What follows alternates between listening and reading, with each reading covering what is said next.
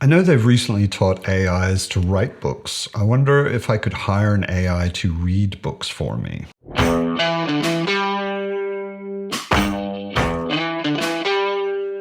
Welcome to Mad on Books, where I talk about fantasy, mostly science fiction sometimes, and comics occasionally. I'm joking. I don't want an AI to read for me. I just feel like there are so many things I want to read, and I'm not going to get to all of them, not even before I die. But that's not why we're here. I recently did a video on my top 10 fantasy series of all time, which was just a list to document how wrong it will be in a year. And I wanted to do a companion video because while I was thinking about that previous one, I kept thinking, oh, that series is probably really good, but I haven't read it. And I kept thinking that over and over again. And I kept thinking about fantasy series that I have started that are pretty good at the beginning, but I haven't finished them. So I didn't want to put them on that list. And I decided I'd do another video with the series I must read and or finish. This is also, it's important to say, this is also not a ranked list in any way because I have not finished any of these books. I was thinking it always feels like ranking if something is first and something is last. So I thought I'm going to organize them by date, by the year they were published, so that we at least have a reason why they're in this order and not just sort of randomly put them in some sort of order. So 1976. I have a list. We all have TBRs, but I also have a PSR, which is probably should read. Probably should reads for me are books that have been in the back of my head maybe for decades. I heard about them. Often they're foundational fantasy history, big influences on other things. And I know I want to read them, but it's never been urgent enough that I've actually done it. So 1976, The Dying Earth by Jack Vance was published. It is obviously set in a dying Earth, which is probably our Earth. It has magic in it. And other than that, I don't know that much about it. One of the things I know it's kind of famous for is that if you've ever played D&D, any edition of D&D, the way magic works in D&D is based on the dying Earth. The idea that a magician or a mage or a wizard or whatever you want to call them, they have to sit down, study a book, memorize a spell, and once they use the spell, it's gone from their memory. The creators of D&D back in the 70s actually took that idea from the dying Earth. So I know that that's one thing it's famous for. And also maybe a kind of things are winding down, maybe depressing mood. I'm really not sure about that. But it seems like such a foundational thing that I would really, really like to read it. 1977, Elric of Melniboné by Michael Moorcock. I actually read a couple of these like finger-thin paperbacks when I was a teenager. So back in the 80s, I read some of these, I think 3 or 4 of those single story volumes, but that isn't the whole story. And luckily, there have been new collected editions. There are 3 hardbacks. I've got one of them back there. I want to get the other 2 and read this. Another extremely foundational, extremely influential series. If you think that the white-haired guy with the strange eyes who needs drugs to do his magic stuff is cool, namely The Witcher, The Witcher is kind of almost exactly Elric in a lot of ways. In a lot of ways, there are differences, but he's clearly inspired by Elric. If you saw House of the Dragon and you saw Daemon Targaryen's armor, that is almost exactly a photo of Elric of Melniboné. It even looks a lot like some of the covers of the old paperbacks. So it's an extremely, extremely influential series. It was probably also the very first series in fantasy that really, really had dark themes in it. Elric is basically a drug addict. There are just a lot of darker things going on in it. I don't know if you would call it grimdark because, you know, what the hell is grimdark?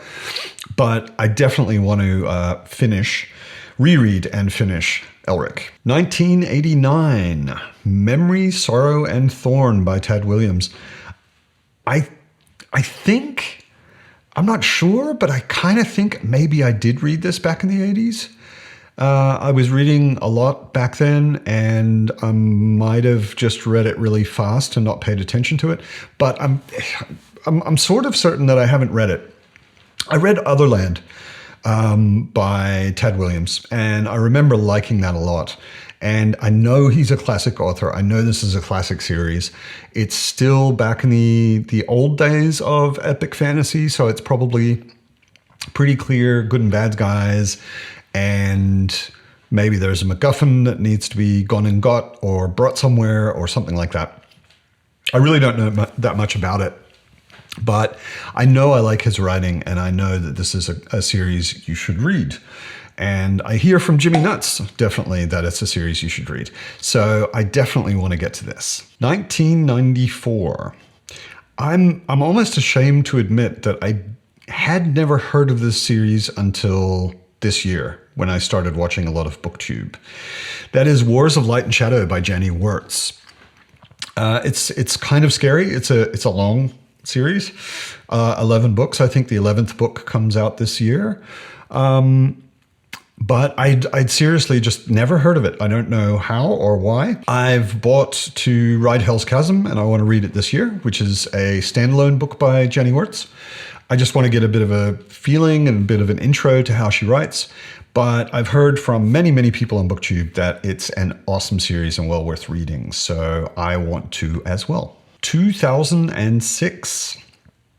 This is a series that I actually am going to read for the first time this year. I am buddy reading it with Joanna. That is The Long Price Quartet. Alan can do a little happy dance. I'm going to read The Long Price Quartet with Joanna, buddy read, starting probably late spring-ish, I think, after we finish the A Song of Ice and Fire read-along. I don't know much about this. I've seen Alan's review, which makes it sound pretty awesome. I've had it recommended from a not online friend as well. I'm very open about this. Oh, Daniel Abraham is the author. Interestingly, if you don't know this, if you've seen The Expanse on television or you've read the series, it's written by James S.A. Corey. James S.A. Corey is two people, Ty Frank and Daniel Abraham. So he writes science fiction, he writes fantasy. The Expanse, I think, is the best science fiction on television, and he helped write it. So I assume he's a pretty good author. I'm really, really looking forward to reading The Long Price Quartet. 2010. All you Sando fans can jump up and down. I definitely want to finish the Stormlight archive. I have read the first two books, I think. I always have a hard time with series if there are big gaps or if a book isn't out yet. I don't really have anything against unfinished series. I've read some of the Stormlight Archive. I've read Kingkiller Chronicles. I've read Lies of Loch Lamara. I've read Song of Ice and Fire. They're all unfinished. But what often happens with me with series is I'll read a book and I think, oh, cool. And then I'll forget about it before the next book comes out and I won't get the next book. And I'll forget about it for 5 years. And then there'll be 3 books out. And then I'll have to reread the first one. And then I'll read the second one, third one. And then I'm waiting for the fourth one, and so on and so forth. That's what happened with me and Stormlight Archive. I think I read the first one when it came out, and then nothing for a while. And then at some point I got the second and third one, read all 3 of them, and that's all I've read. And I'm kind of tempted to wait until it's actually finished. But I know it's good. I enjoyed it. And I'd like to reread what I've read and read a little further. 2012. I started reading this series last year. That is The Faithful and the Fallen by John Gwynne. I read Malice, and I was mixed on Malice, but I've heard that a lot of people were, and I've heard that the writing gets a lot better. So I definitely want to stick with it. I found the characters quite interesting. I found the world quite interesting. It was mostly a setup book. It felt like it was getting us to a point where a story could really start, but it felt like, okay, now it's really going to go. So I've got back there on my TBR shelf, I've got the next 3 or the rest of the Quartet. So I definitely want to read those. 2014, the Licanius Trilogy by James Islington. I'm a little mixed on the first book. This one is probably not high up on my priority list to finish the series, but it hooked me enough that I didn't want to stop. I read only the first one. I read it last year, and it made me curious. It made me think, okay, there is something here I want to get a bit deeper into, and I want to understand a lot of these mysteries and strange time travel stuff going on and that kind of thing. So I don't know if I'll get to it soon, but I haven't given up on the Licanius trilogy. 2015. This series is actually pretty high on my get to it list. I've got the first book on my shelf behind me.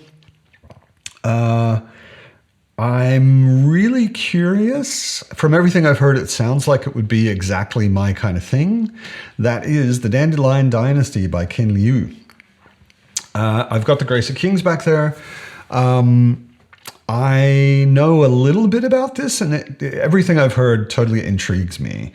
It sounds like ancient China. It sounds like engineering is magic, or instead of magic, or something like that. It sounds like there are interesting sort of shifts in the story and how the story is told. There are some time shifts and that kind of thing, all of which sounds super interesting to me. So I definitely would like to read the Dandelion Dynasty, and maybe I'll start it this year. No promises, but we'll see. 2017, Fonda Lee's Greenbone Saga. Again, I've got the first book on the shelf behind me, Jade City. I love The Godfather. I love crime-related stories. I love stories related to criminals. And this sounds kind of fascinating. It's also a book written by an author from a different culture, set in a different culture, which is a nice break. A lot of fantasy seems to be very stuck in medieval England, or Europe at least. And it's nice to get a bit of a view of a completely different society. So Dandelion Dynasty is a bit of China. Greenbone Saga, as far as I understand it, is a bit of Japan. And it sounds crimey, heisty, intriguey. And I like all of those things. 2018. I started this year also, or last year also. I listened to the audiobook. I've already done a review on the first book. I really, really enjoyed it. It wasn't change your life kind of literature or anything, but it was extremely entertaining and fun. And that is The War for the Rose Throne, or The War for the Rose Throne. The War for the Rose Throne by Peter McLean. Peter McLean's publisher generously sent me all 4 books, which was very awesome of them. I haven't gotten to them yet. I really want to. They're all not so thick, pretty easy to read, and it's a really, really cool crime-related story where a gang boss comes back from war and comes back to his city and finds that all of his stuff has been taken, and he is reclaiming his gang, reclaiming his property, reclaiming his turf, and it goes on from there. So I'm really interested in where Thomas Piety, the main character, ends up after the first book, and I'll definitely be continuing that soon. In fact, I'll probably be continuing it this year. And last but not least, again, 2018, Sun Eater by Christopher Ruocchio. I don't really know anybody on BookTube that isn't excited about these books. A number of my good BookTube friends are very excited about these books. They sound pretty cool. It sounds like sort of a science fiction-y, bit of fantasy-ish stuff mixed in. And everybody I've seen talk about it raves about pretty much all of the books. So it's an ongoing series. I've looked for them with the cool covers. Unfortunately, it looks like I got on the bandwagon too late, and there are some really kind of ugly covers that I can get, but I guess a cover is not what a book's about. So either way, I will definitely be getting those, and I think I'd like to read the first one, Empire of Silence, this year if possible. So that's my list, and enough reading to keep me busy until more or less I die. What are series that you have not finished or have not started that you are really looking forward to reading? Let me know down in the comments. And as always, I hope you're well. Keep reading awesome books, and I'll see you next time.